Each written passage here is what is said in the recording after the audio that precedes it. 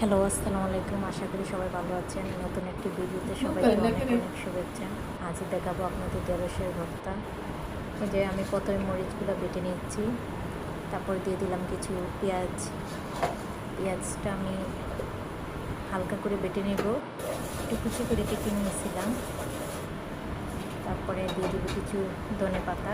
ধনেপাতার ঘ্রাণটা ভর্তায় অনেকটা মজাই লাগে। বলুন তো বন্ধ করে দেবেন। দিয়ে দিলাম ঢেঁড়সগুলো, মাঝখানে সাবধান লাইটটা একটু সামনে শোন, লাইটটা রসগুলো বেটে নিচ্ছি।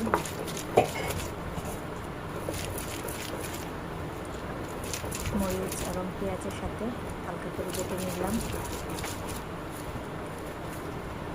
এখন হাত দিয়ে ভালো করে মিশিয়ে নিব। বন্ধ করে এই যে আমার ভর্তা প্রায় শেষ, বানানো শেষ হয়ে গেছে। এখন খেতে বসবো। দেখতে অনেকটা লোভনীয় হয়েছে। সত্যি এভাবে ভর্তা বানিয়ে খেলে অনেক মজা হয়।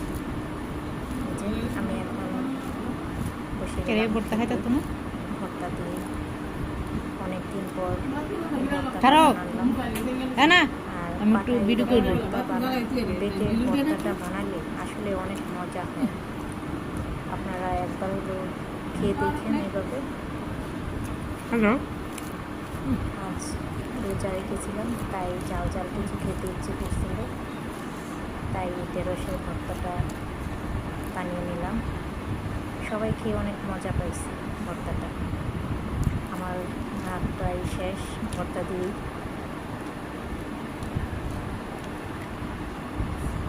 আমি অনেক মজা করে খাচ্ছি ভর্তাটা দিয়ে।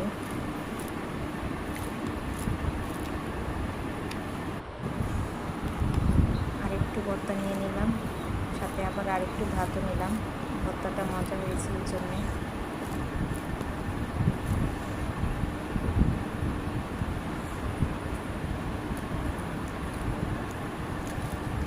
আজকের মতন এখানে বিদায় নিচ্ছি।